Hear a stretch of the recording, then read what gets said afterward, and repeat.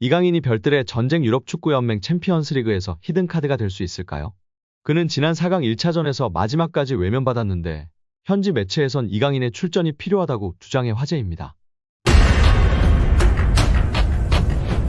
서정원 스트라스부르, 이상윤 로리앙, 안정환 강진욱, 어경준 이상 메스, 박주영 모나코, 남태희 발랑시엔, 정조국 오세르 권창훈 디종, 석현준 트루아, 황의조 보르도, 윤일록 몽펠리에 등에 이어 13번째로 프랑스 무대를 밟은 이강인은 PSG 이적 첫 시즌 한국인으로 처음 리그앙 우승컵을 차지했습니다. 우승 가능성이 거의 확정인 파리 생제르맹에 입단한 것 자체가 대박인 것이며 엄청난 것입니다. 그래서 많은 팬들이나 전문가들이 처음에는 임대에 갈 수도 있을 것이라며 부정적인 의견을 내비쳤으나 파리 생제르맹은 젊은 선수들을 주축으로 리빌딩에 착수한 것이었으며 이강인 등 젊은 선수들이 중심이 되어 팀을 이끌어 나갔습니다. 엘리케 감독의 총애를 받으며 다양한 포지션을 소화했고 결국 3년 만에 챔스 4강 진출까지 이뤄냈습니다. 그 어느 때보다도 우승할 수 있는 가능성이 높은 상황입니다. 한국의 자랑을 넘어 차세대 월클로 나아가고 있는 이강인 선수인데요.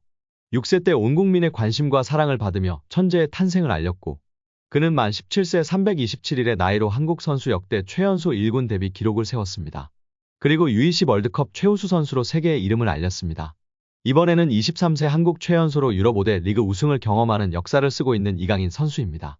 이제 최연소로 비기업까지 든다면 정말로 전무후무한 선수가 될 수 있는 기로에 놓여 있습니다. 통계 매체 스코어 90에 따르면 도르트문트와 파리 생제르맹과의 4강 대결에서 결승 진출팀은 파리 생제르맹이라고 예상하고 있습니다. 무려 69%대 31%로 압도적인 차이인데요. 챔피언스리그 우승 확률은 레알이 39%, 파리가 27%, 뮌헨이 25%, 돌문이 9%입니다.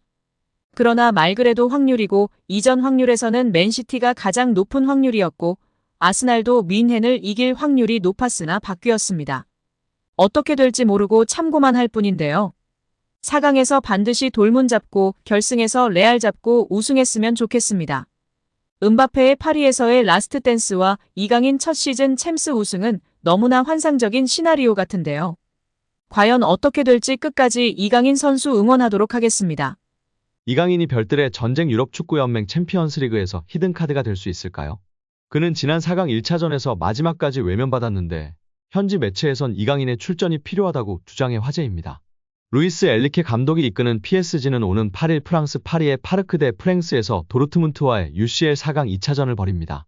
PSG는 지난 2일 열린 1차전에선 0대1로 졌습니다. 상대보다 많은 슈팅을 기록했지만 문전 앞 정확도가 떨어졌습니다.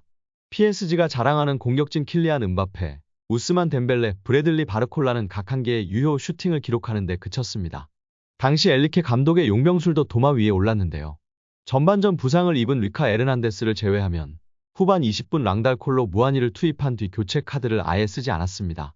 도르트문트가 후반에만 교체 카드 4장을 쓴 것과 비교하면 차이가 컸습니다. 더군다나 최근 PSG 선수단 중 흐름이 좋은 곤살로 하무스, 이강인을 마지막까지 투입하지 않은 것 역시 의문부호를 낳았습니다. 안방에서 열리는 2차전은 다른 결과가 나올 수 있을까요? 일단 일정은 PSG 편입니다. 이미 리그 우승을 확정지었고 1차전과 2차전 사이 별도의 경기도 없었습니다.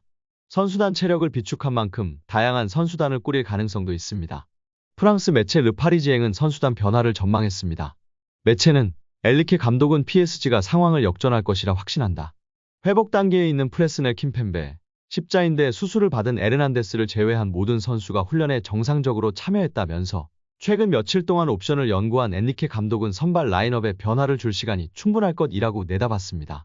이어 수비진에선 루카스 베랄도와 누누 멘데스가 다시 출전할 수 있다. 혹은 다닐로 페레이라가 경쟁을 할 것이라면서 폭발력이 심각하게 부족한 중원에는 파비안 루이스 비티냐 에머리와 함께할 이강인의 출전 여부가 관심사라고 짚었습니다.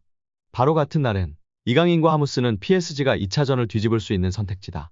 엘리케 감독은 PSG가 1차전에서 보여주지 못한 정신력을 팀에 불어넣으려고 한다며 두 선수의 출전 가능성을 점쳤습니다. 또한 다른 현지 매체에서도 엘리케 감독은 최소한 수비를 흔들어야 한다는 것을 알고 있다. 선발 라인업에 약간의 변화를 줄 수 있는 시간이 충분하다. 미드필더의 폭발력이 심각하게 부족한 루이스를 대신해 이강인이 비티냐, 자이르 에메리와 뛸지에 대한 질문이 제기될 것이다 라고 언급하며 팬들의 관심과 지지를 받고 있습니다. 여기에 국내 축구 전문가는 이강인이 프랑스 매체의 혹평을 받고 있으나 객관적인 시선이 아니라고 주장하며 화제가 되고 있습니다. 축구 통계 매체 소파스코어, 품목 등을 통해 선수들의 평점을 순위별로 나열해보면 이강인은 파리 생제르맹 선수 중 9위에 위치하고 있습니다. 심지어 많은 언론이 이야기하던 아센시오, 에머리, 솔레르보다 높은 순위입니다. 비슷한 평점으로 높게는 7위까지도 가능한 순위인 상황입니다. 축구 통계 매체는 언론사의 주관적인 평가가 아닌 기회 창출, 키패스, 드리블 성공률, 패스 성공률 등을 기반으로 평점을 내리는 매체들이기 때문에 객관적이라고 볼 수 있습니다.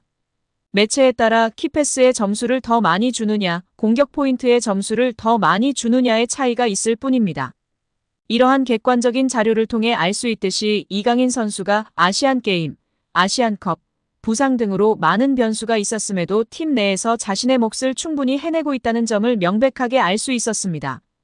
이강인 선수가 결국 객관적으로 에머리, 솔레르, 아센시오보다 더 나은 모습을 보여주고 있습니다.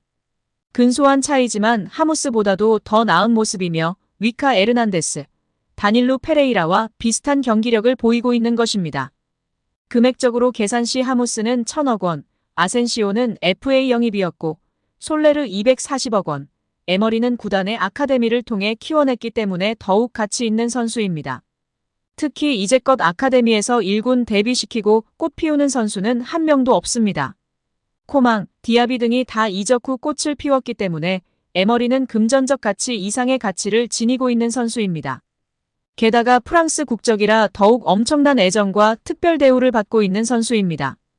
벤투 감독은 유튜브 채널 FC 온라인과의 화상 인터뷰에서 대한민국 축구대표팀 시절 줄곧 외면했던 이강인을 카타르 월드컵에 발탁한 이유에 대해 이강인의 재능이 뛰어나다는 사실은 팬, 감독, 스태프 미디어 할 것 없이 누구도 반박하지 못할 것이다. 하지만 우리 코치진은 그보다 많은 분석이 필요하다. 재능만으로 판단해서는 안 된다. 이강인과 같은 열번 유형의 선수는 주로 공격만을 생각하고 수비를 고려하지 않는다며 솔직히 이강인을 월드컵 명단에 올린 건 월드컵 본선 직전이었다.